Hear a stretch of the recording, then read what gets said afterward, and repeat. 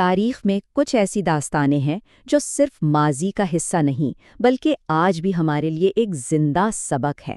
آج کے اس تجزیے میں ہم ایسی ہی ایک عظیم داستان پر بات کرنے والے ہیں، حضرت ابراہیم علیہ السلام کی قربانی کا واقعہ۔ یقین مانیے یہ کوئی عام کہانی نہیں ہے، یہ ایمان، یقین اور ایسی بے مثال فرمانبرداری کی داستان ہے جس نے روحانیت کا معیار ہی ہمیشہ کے لیے بدل کر رکھ دیا۔ اچھا، اب ذرا اس بارے میں سوچئے۔ ہر سال پوری دنیا میں لاکھوں لوگ ایک مخصوص دن پر جانوروں کی قربانی کرتے ہیں۔ ایک گلوبل پریکٹس بن چکی ہے یہ۔ لیکن آخر اس قدیم روایت کے پیچھے وجہ کیا ہے؟ یہ صدیوں سے زندہ کیوں ہے؟ اس گہرائی کو سمجھنے کے لیے ہمیں ہزاروں سال پیچھے جانا ہوگا، ان ریگستانوں کی طرف جہاں سے اس عظیم داستان کا آغاز ہوا۔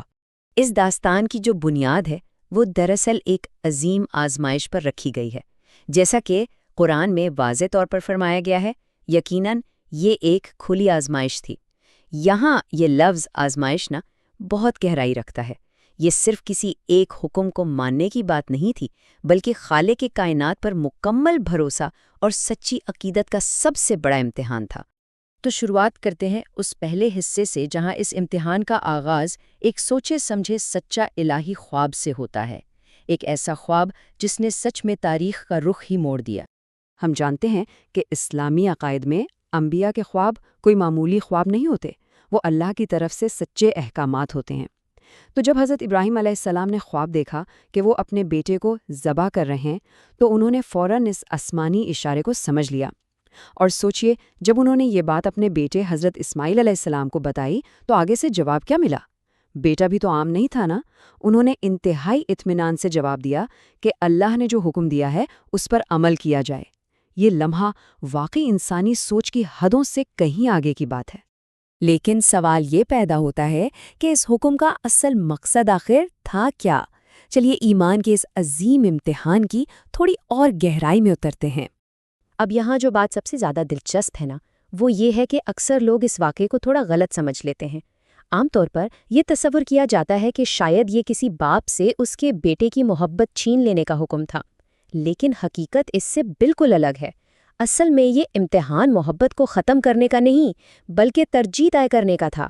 یہ دیکھنا تھا کہ آخرت اور خالق کی محبت دنیا کی کسی بھی کشش اور رشتے سے بڑی ہونی چاہیے۔ ایک بہت بڑا سبق ہے اس میں۔ اور یہی وجہ ہے کہ قرآن اسے بلاؤل مبین یعنی ایک کھلا امتحان کہتا ہے۔ یہ کوئی اچانک ہونے والا واقعہ نہیں تھا، یہ ایک سوچی سمجھی آزمائش تھی جس میں انسانی نفسیات کے اس مقام کو پرکھا گیا جہاں ایک انسان اپنی سب سے عظیم اور سب سے پیاری چیز اپنے خدا کی راہ میں قربان کرنے کے لیے پوری طرح تیار ہو جاتا ہے۔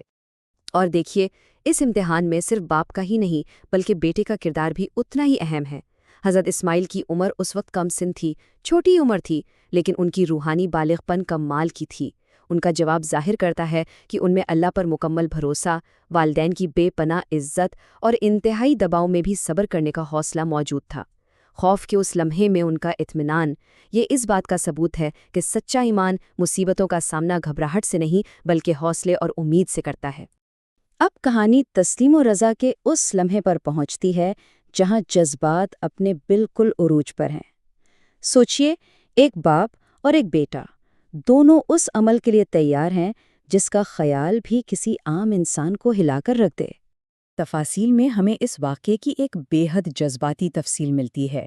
بتایا جاتا ہے کہ جب قربانی کا وقت آیا تو حضرت ابراہیم نے اپنے بیٹے کو ماتھے کے بل یعنی چہرہ نیچے کر کے لٹا دیا۔ جانتے ہیں کیوں؟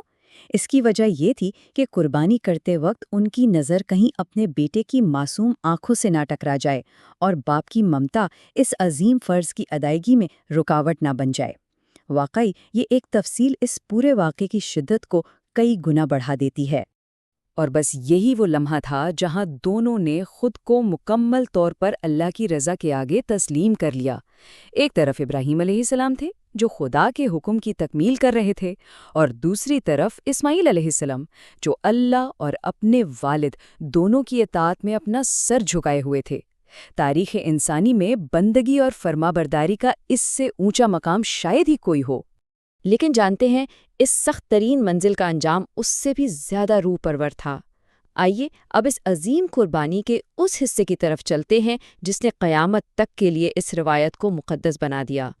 تو اس سب میں جو سب سے اہم مقام ہے وہ یہ ہے کہ عین اس وقت اللہ نے ابراہیم علیہ السلام کو آواز دی، تم نے خواب کو سچا کر دکھایا۔ انہیں اصل میں اپنے بیٹے کی جان تھوڑی لے لی تھی۔ امتحان تو اسی لمحے پورا ہو گیا تھا جب دونوں نے اپنے دلوں سے دنیا کی محبت نکال کر بغیر کسی جھجک کے خود کو حکم الہی کے حوالے کر دیا۔ تیاری ہی اصل مقصد تھا اور اس میں وہ پورے اترے۔ اور پھر اللہ کی عظیم رحمت جوش میں آئی۔ حضرت اسماعیل کی جگہ ایک عظیم الشان ڈمبا پیش کیا گیا اور اس کی قربانی دی گئی۔ یہ سکھاتا ہے کہ خالق اپنے بندوں کی جان کا بھوکا نہیں ہے، بلکہ وہ تو دلوں کی نیت اور تیاری دیکھتا ہے۔ یہ اس رحمت کی واضح دلیل ہے جس نے قربانی کو صرف خون خرابے سے نکال کر سچی عقیدت کا ایک عظیم روپ دے دیا۔ صدیاں گزر گئیں، مگر یہ واقعہ ماضی کے پنوں میں کہیں دفن نہیں ہوا۔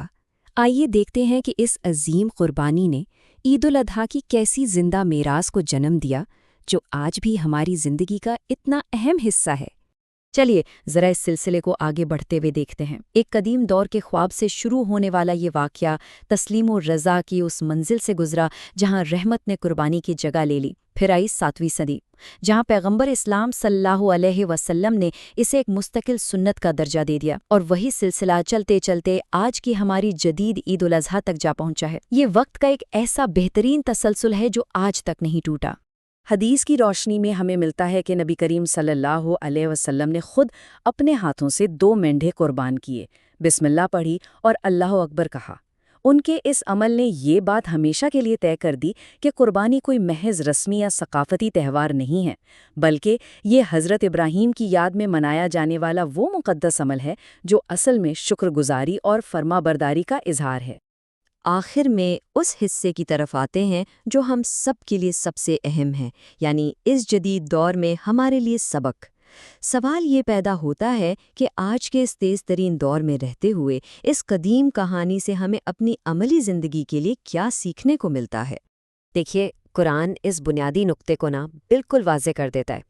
ایک بہت خوبصورت آیت کہتی ہے کہ اللہ تک قربان کیے گئے جانور کا نہ تو گوشت پہنچتا ہے اور نہ ہی خون، بلکہ وہاں تو صرف بندوں کا تقویٰ اور ان کی پرہیزگاری پہنچتی ہے۔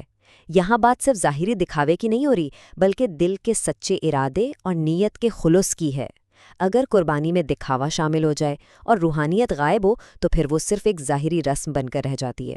اس اصول کو اگر ہم آج کے دور کے مطابق 3 حصوں میں بانٹ کر دیکھیں تو مقصد اور بھی نکھر کر سامنے آتا ہے۔ روحانی سطح پر اس کا مطلب اپنے ایگو، اپنے آرام اور خواہشات کو پیچھے چھوڑ کر خدا کی رضا کو آگے رکھنا ہے۔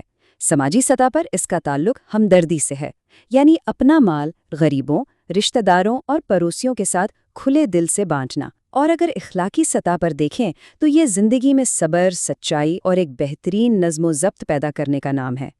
تو آخر میں یہ عظیم داستان ہمیں ماضی کی ان وادیوں سے نکل کر آج کے حالات تک واپس لے آتی ہے۔ ایک ایسے وقت میں جب چاروں طرف انا اور خودغرضی کا زور ہے، یہ واقعہ ہمیں جھنجھوڑ کر ایک بہت بڑا سوال چھوڑ جاتا ہے۔ زندگی کے اس اعلیٰ مقصد کو پانے کے لیے کیا واقعی ہم اپنے اندر کی انا اور اپنی ان چھوٹی چھوٹی خواہشات کو قربان کرنے کے لیے تیار ہیں جو حق کی راہ میں رکاوٹ بن رہی ہیں؟ سوچنے کا مقام بس یہی ہے۔